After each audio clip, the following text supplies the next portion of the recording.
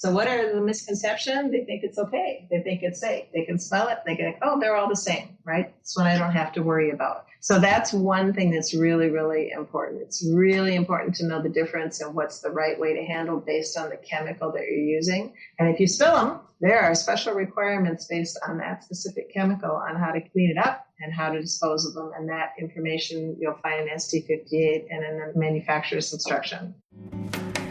From the basement to the boardroom, from ideas to innovation, you are listening to the Beyond Clean podcast, the central nexus for the people, processes, and products that are pushing the sterile processing industry forward. Each week, you will encounter diverse perspectives from subject matter experts across the country and around the globe. Frontline technicians, CEOs, engineers, and entrepreneurs, with a common goal to help you fight dirty every instrument, every time. Whether you are tuning in for education or inspiration, we are glad you are here. Now, turn on those washers and turn up the volume. It's time to go beyond clean.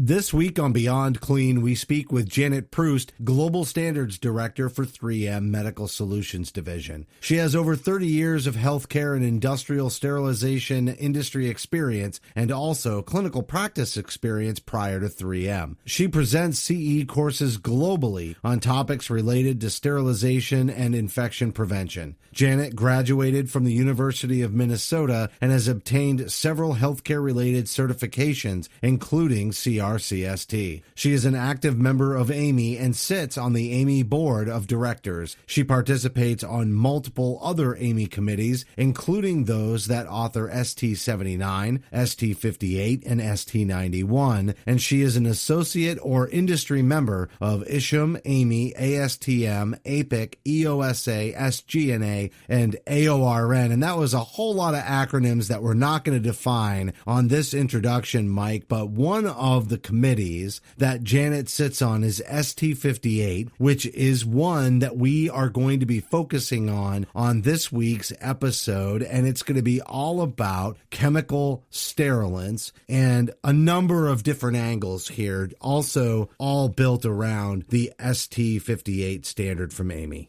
Yeah, and when we were putting together this outline for the interview, I had to sit down and really refresh my memory on what ST58 looks like from a structural standpoint, because it just does not get looked at or referenced as much as ST79 and ST91, which is really shocking when you consider that the material that it covers is a pretty significant portion of what sterile processing technicians are doing every single day. And so I think this is going to be a great topic and very enlightening, and I can't think of a better guest to cover it for us. You're listening to Beyond Clean, the global voice of sterile processing. Joining us now is Janet Prust, Global Standards Director for 3M Medical Solutions Division. And Janet, we're really excited to have you back on the show. I know we did one of our bonus episodes for a COVID-19 update about a month or so back, and after we did the interview, you and I spoke a little bit about your experience with quality management systems and sitting on a number of the AAMI work groups. So we're excited to talk about one of those standards in the work groups today. Thanks for coming on. I'm so happy to be invited again, Justin. It's really an honor, and I appreciate the opportunity to talk with your audience. All right, so we're going to talk about ST58, and Mike and I joked about this a little bit as we began to develop the outline for our interview. And Mike said, even in all the years of my experience and knowing so many of the AAMI standards so well, ST58 is actually one that I'm not so familiar with, and I'm guessing that that's not an uncommon scenario or experience for many of the technicians and managers out there in the audience. And so we're really excited to have you on to talk about this, but can you give us a brief overview and introduction to ST58? What exactly does it cover? So you're right. I think a lot of people in processing areas don't understand, one, that ST58 exists and exactly what it covers. So ST58 is the ANSI AAMI document titled Chemical Sterilants and High-Level Disinfectants in Healthcare Settings. And it's really a key practice standard for SPD and all other areas where processing is performed. And specifically, whenever any liquid or gaseous chemical sterilants are used. And I'm going to talk more about exactly what is a chemical sterilant here in just a moment. The ST58 is not that old of a document. It was initially published in 2005, and then it was updated in 2013. For that 2013 update, I was actually the co-chair of this ST58 committee at that time. And there's another update in process that's happening right now. That committee is ST61, that is called Hospital Chemical Sterilants, and that's the committee that's going through the update right now. That committee is responsible for any processes that use chemical sterilants or disinfectants. In addition to that ST58, that same committee has produced a couple of other documents. One of them is called TIR 68. For those of you that don't know what a TIR is, it is a technical information report, and not necessarily a standard, but still a really relevant document. And 68 covers low and intermediate level disinfection processes that are used in sterile processing areas. Most people have no idea that one exists. And then there's another one that our committee also authored called TIR 67, and that one is about promoting safe practices for using chemical sterilants. And it goes through all the regulatory and training requirements when you use these types of chemicals. So the goal of ST58 and also all of the other AAMI standards is really to provide good recommendations for use, care, and processing of a medical device or a system. And what that actually means is that the standard will help to ensure the processes and products are used safely and effectively, and that the performance will be maintained to deliver patient care. Excellent. And I thought, given the subject matter of ST58, it might be a good idea to kind of start at the base level and just help us get a good clinical definition, just good clarity on what the difference between sterilization and high-level disinfection is. Because I think a lot of the front-end users, they understand that sterilization is for the OR. They understand that high-level disinfection is usually what you see for like a GI lab. But specifically, what is that difference? Maybe not quite so well understood. So the answer to that question is really key to understanding not only this document, but why we do what we do and when it's appropriate to do sterilization and when to use high-level disinfection. So sterilization is that process that's used to make an item free from all viable microorganisms. That's the kind of technical definition that you'll see in a lot of text, training programs, and in standards themselves. And we know that sterilization is required for items that will enter the patient's sterile tissue or organs or systems or have any contact with the bloodstream. And that's all laid out in Spalding's classifications. Sterilization is required because there is a higher risk of infection to the patient when that item enters normally sterile areas. And so if there's any contamination or viable microorganisms, it will cause a risk for the patient to get an infection. High-level disinfection is a bit of a different process in that it kills almost all organisms, but not everything. It doesn't kill all bacterial spores. It's not required to kill all bacterial spores. And remember that spores are microbacteria, so they're bacteria that are in a dormant or a very resistant state, and that makes them really, really hard to kill. So sterilization has to kill all spores, and not only all spores, but a specific type of spore that we know to be very resistant to that specific process. So sort of a double whammy, hard to kill when you have sterilization killing a specific spore. High-level disinfection kills some, but not all mycobacterial spores. And that means that there is that possibility with a high-level disinfected item that there could be some pathogenic or disease-causing organisms that's still present on that item after it's gone through the process with high-level disinfection. That is okay, unless, of course, that item is going into a sterile area of the body or comes in contact with blood. Then it's not okay. That item is supposed to be sterile, so there is less risk to the patient for infection. So then the next question is, when is HLD okay? And the answer to that is it's okay when that item or device will only come in contact with intact mucous membranes or skin, because the mucous membranes and skin provide a good barrier protection. So it doesn't have to be sterile, again, according to Spalding's classifications. And a really important thing that I would like everyone to understand is that we could give examples of types of devices that need sterilization and disinfection, but it's really most important to realize it's how that device is used that determines how it should be processed. It's not the name of the device. And I think flexible endoscopes have taught us that lesson. We know device manufacturers design an instrument for a specific use, but it's where that device contacts the patient that determines the level of risk of infection for that patient. And then it's that risk that in turn defines if it should be sterile or high-level disinfection is good enough. That is such an important key understanding for frontline technicians to really understand the why behind what we do and the why behind the different processes. And this is such a critical issue. And I know that high-level disinfection and even, chemical sterilization that we use for our temperature-sensitive devices that are going back into the OR is such a common thing in our sterile processing departments. Why is it, do you think, that ST58 just simply isn't known as well as ST79 or even ST91? So I think you're right. It's not known. If an ST58's title, it said something like, this is the standard for low temperature hydrogen peroxide for Sterile, I bet it would be a lot more well-known and very commonly used. But the title itself is sort of generic, and it's difficult to be able to understand exactly what that means, because I think a lot of people don't really even understand what a chemical sterilant is. And in fact, it's a really broad category of microbiocidal liquids and gases that are used on items that can't take steam sterilization, as you just mentioned. Sometimes we talk about low temperature sterilization, and that's accurate because these processes do run at lower temperatures. These processes, just like steam, have critical parameters. And for low temperature processes, those temps usually run around 40 to 60 degrees Celsius versus steam sterilization, right? That's more than twice that, like, 121, 132. And so they do run it at a much lower temperature process. And we know that those are for devices that can't take the high heat and humidity that we see in steam sterilization processes. Sometimes we also refer to low temperature processes, high-level disinfection, or sometimes by the acronym HLD. And sometimes we talk about these processes by the name of the sterilizer. So how many times have you said or heard that this pack goes into the Steroid? So Steroid is a gaseous chemical sterilization process that uses vaporized hydrogen peroxide, and the hydrogen peroxide is the chemical sterilant. Now, hydrogen peroxide can either be a vapor or a gas, but can also be a liquid high-level disinfectant.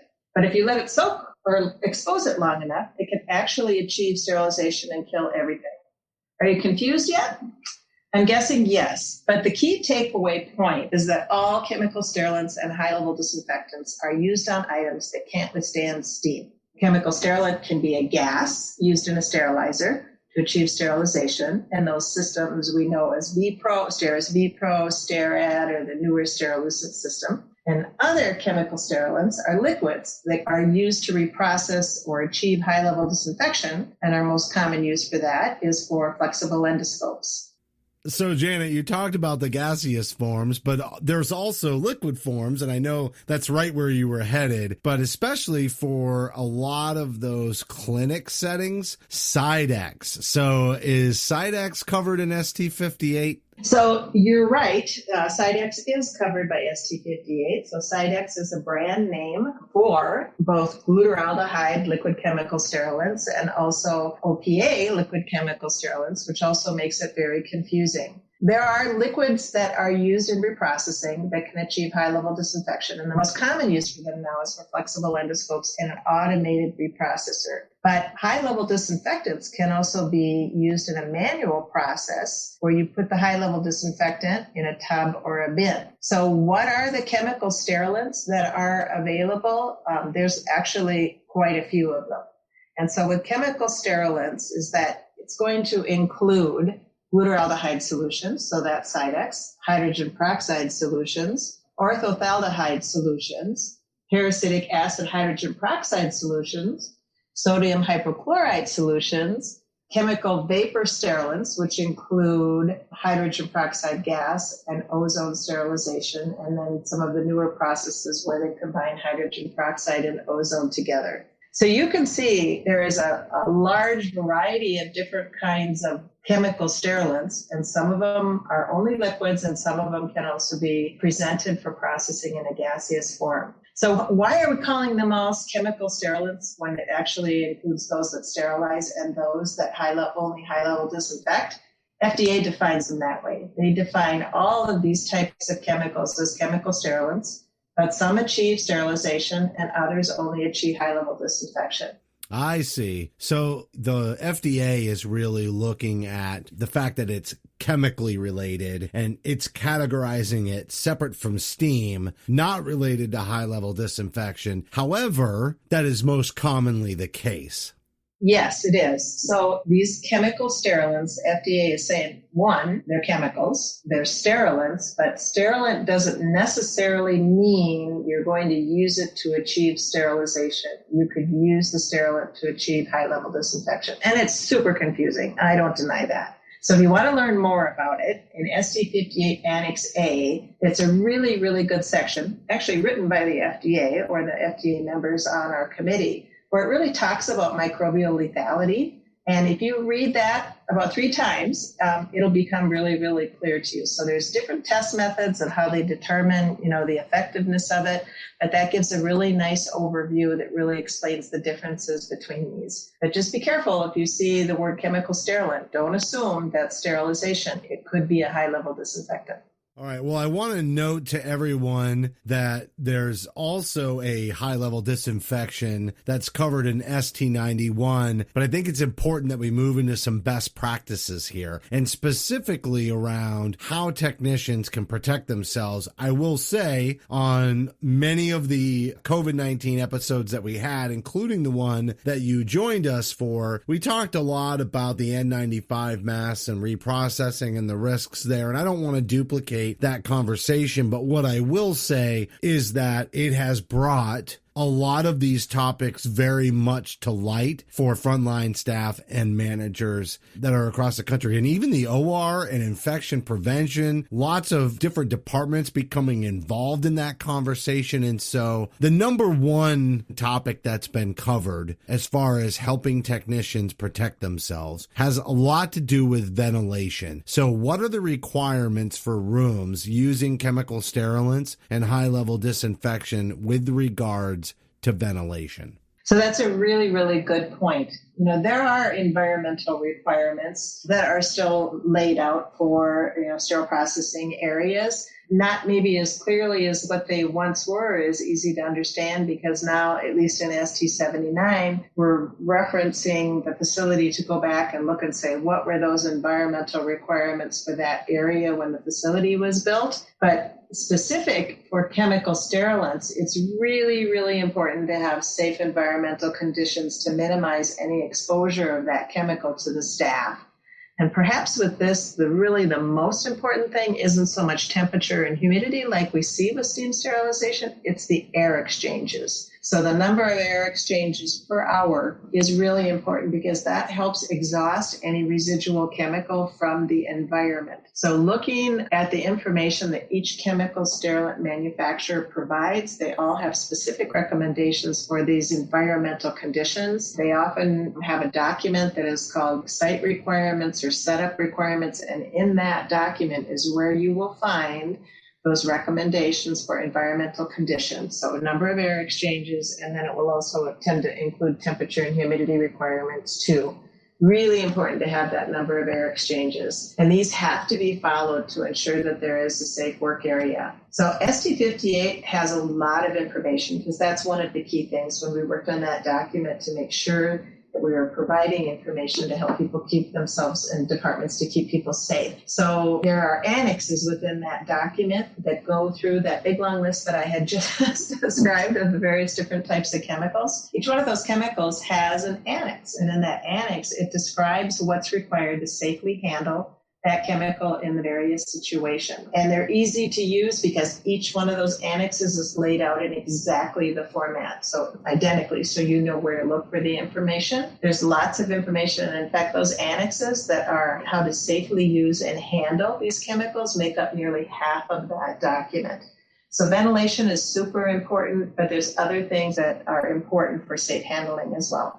And helping technicians protect themselves is so critical to this discussion, because I just don't think many technicians think about this piece, and there's no telling what kind of damage is being done that we won't know is happening until sometimes years after the fact. And one thing that I definitely wanted to ask about was regarding these requirements for ventilation. Can you suggest some strategies for facilities to begin having that conversation with maybe their administrators about trying to get the infrastructure in place to ensure that they do have the proper ventilation and the proper controls in place to protect those people? And particularly, I'm kind of having in mind, I know that with the ST59 update, some of the environmental controls were loosened or removed. And I don't know if this was the case or not, and I don't want to go too far down the rabbit trail, but the perception is that because hospitals were just simply unable to invest in the extremely expensive infrastructure upgrades to facilitate those environmental changes, they just simply weren't happening. But when it's coming to chemical safety, I mean, we really are talking about very high risk to these technicians. So help us make the argument to an administrator that this investment is necessary. So the first thing we all should have as an elevator speech, right, to any management that you talk to and administrators is to remember that all chemical sterilants are intended to kill microorganisms. So they will harm people if they are not handled correctly. And part of the handling is creating a safe work environment. OSHA requires that. Looking in the OSHA general duty clause, you can see those kinds of wording. But that's sort of the mantra that everyone has to understand, is that the chemical sterilants are hazardous to microorganisms, and people are a big microorganism. So that's the first thing. And also, I just want to clarify that the environmental conditions and ventilation conditions weren't removed. I actually sat on that task group that helped to support what that recommendation is that went into SD79. And it had people from ASHRAE and FIG and AORN and a lot of different people, Shea as well, that were sitting on that committee. And the real challenge with it was that at the extremes, particularly at the humidity, not so much the temperature, but at the low, the minimum humidity requirement that was in the old ST79, older facilities couldn't maintain it, especially in the winter. And so facilities were getting cited if anything fell below that. And there was really a key question of whether or not did that really affect, infection risk for the patients or safety for the workers. So there are still requirements there. That's why I would rely less for chemical sterilants than what it said necessarily in ST58 or 79. I would look more closely at what does that chemical sterilant manufacturer, what did they say? Because they're the ones responsible, right, for providing that information for safe handling of their chemical. So that's really the key thing. And the other thing I can't stress enough is Ppe requirement. We go through that in the annexes as well, but there are two really, really important things to remember anytime you handle these chemicals, and that you have to be wearing PPE, and it's nitrile gloves and eye protection. And you should have your arms covered and some of that, but you have to have gloves on and eye protection in order to ensure that if there was an accidental splash or splatter or some sort of residual, really important to wear gloves and cover your eyes when you're handling these chemicals. Yeah, absolutely. I mean, protect yourself. That really is kind of the key message. So now that we've talked a little bit about protecting ourselves as technicians, what are some of the controls that should be in place to make sure that what we are providing to the clinicians is safe for the patients?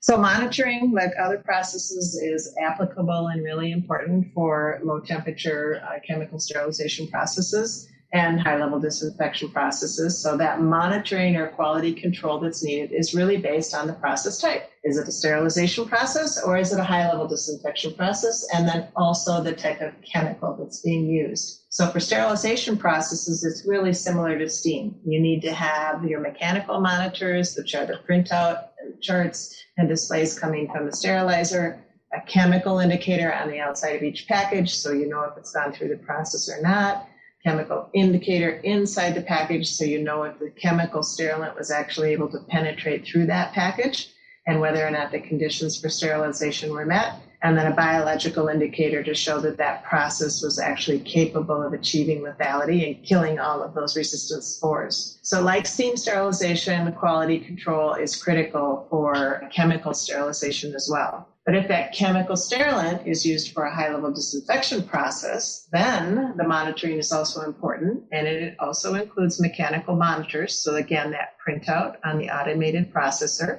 And if it's a manual system, then you also need to record the physical parameters. And for a manual system, the physical parameters are the soak time, and then to measure the temperature of that chemical solution for those chemicals that have a temperature other than room temperature. Really, really important. I think a lot of facilities say, yeah, we just put it in there and we'll come back and get it when we have a break. But the manual high-level disinfection systems also have physical parameters and need to be measured and recorded. And also the liquid systems are tested with what's known as a minimum effectiveness or a minimum concentration test strip. Also acronyms of MEC or MRC, they're basically the same thing. And these are not technically chemical indicators like we use in sterilization processes, but they do measure the effective chemical concentration of that solution to make sure there's enough there for it to be effective to achieve high-level disinfection. If it doesn't, that strip doesn't pass, then that solution needs to be replaced before it's used. So those monitors are still really, really important. All right, last question, and this one's going to be the fun one, but what are some of the most common myths, mistakes, or misconceptions, 3M's there for you, that frontline technicians have relating to the use of chemical sterilants, right? Because this is always the funnest thing that we can do on the show. And maybe, you're obviously not going to call anybody out or whatever, but this is one of those personal experience questions where we say, what is it?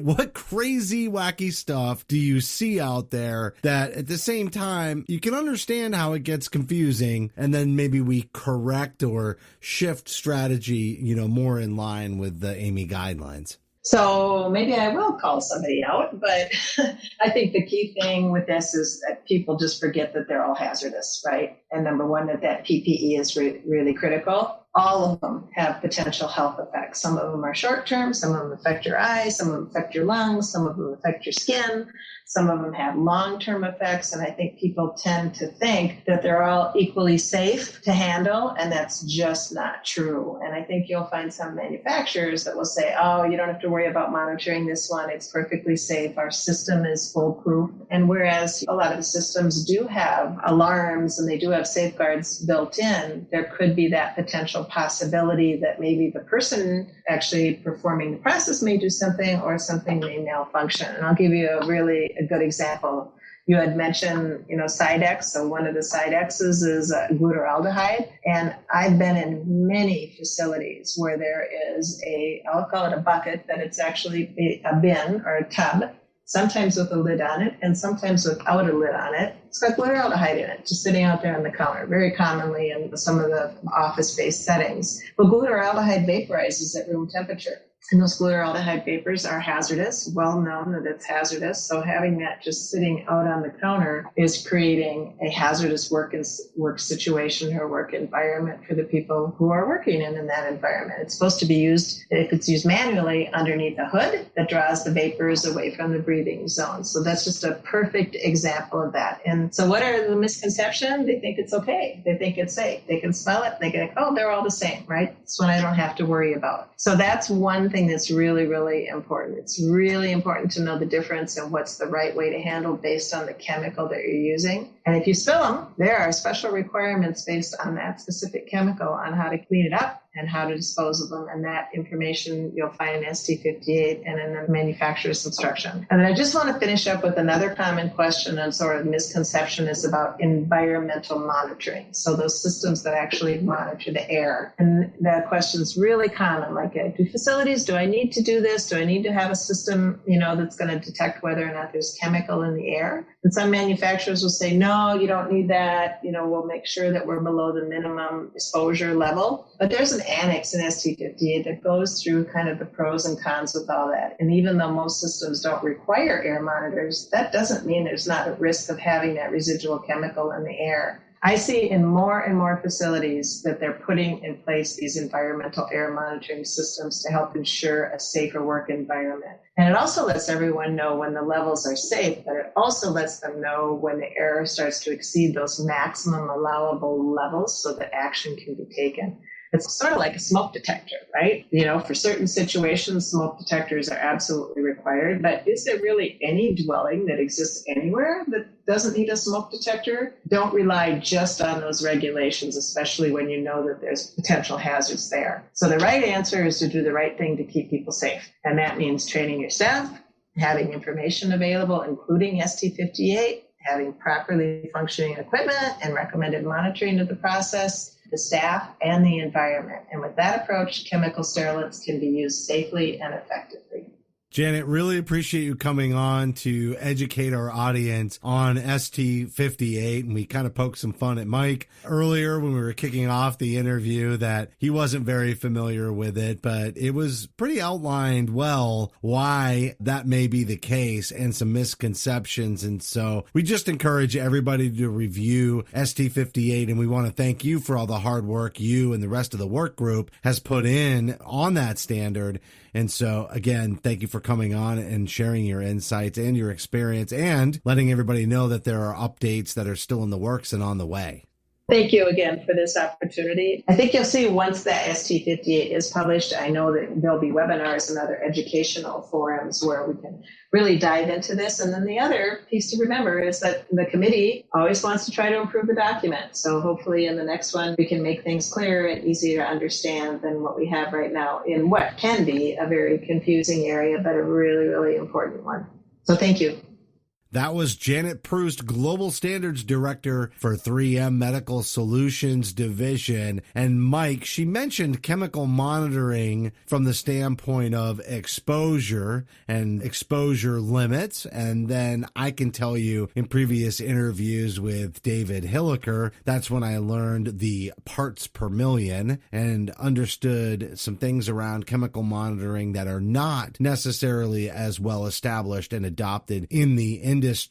And I think Janet did a nice job of talking to us about ST58, highlighting its importance, but also teeing up the fact that when there's a revision to this, there'll be an educational component. And I think that revision is going to garner a lot more interest, not only from our audience, but just from everyone in the industry, and really be focusing on this. And as we mentioned, COVID-19 and reprocessing of masks has definitely drawn attention to this area where maybe it wasn't as well focused on, I would say, from a general sense. Well, yeah, and I know I learned a ton. I mean, I know we all kind of joked about the fact that, I was happy to admit that I don't know as much about ST58 as maybe ST79 or ST91. But thanks to her expertise, I definitely feel like I have a better grasp and a better appreciation for what's contained in ST58 now.